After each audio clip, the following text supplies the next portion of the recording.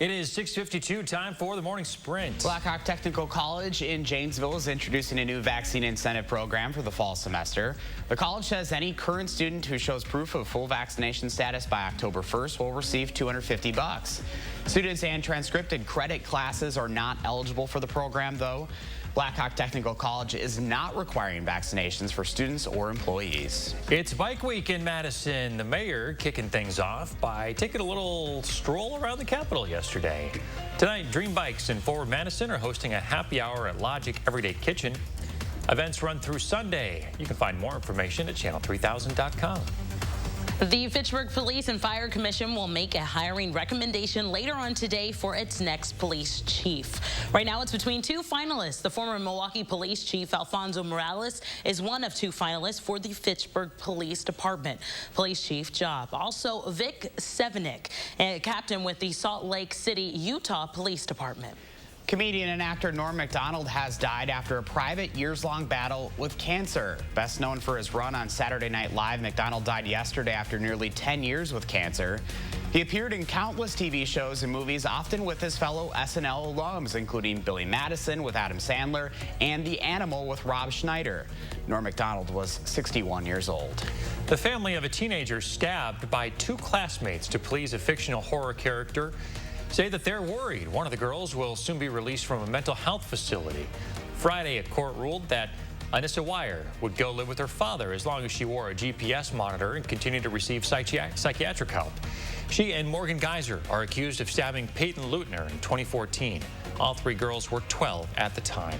Gavin Newsom is still the governor of California this morning. CBS News projecting he has survived the recall election. Exit polls and early voting numbers show the recall was rejected by a near 2-to-1 margin. Newsom will still have to run for re-election next year. Broadway is back in New York City. 4 big shows opened up last night at full capacity, including The Lion King and Hamilton. Ticket holders have to prove that they are vaccinated. Masks are required.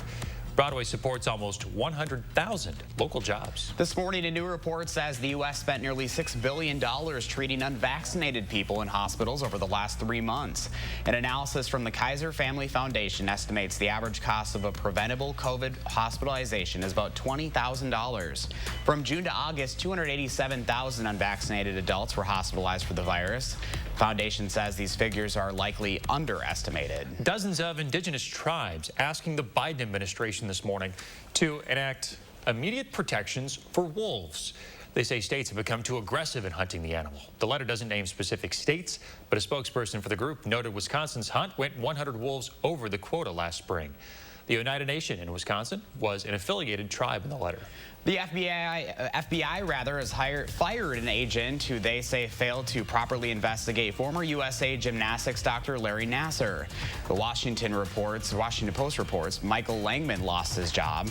He was a supervisor in Indianapolis who interviewed a Nassar accuser in 2015.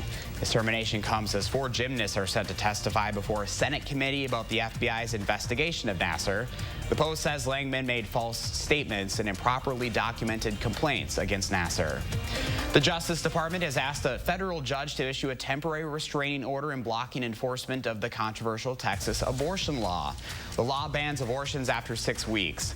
The legal brief comes after the Biden administration filed suit last week saying the law is in open defiance of the U.S. Constitution.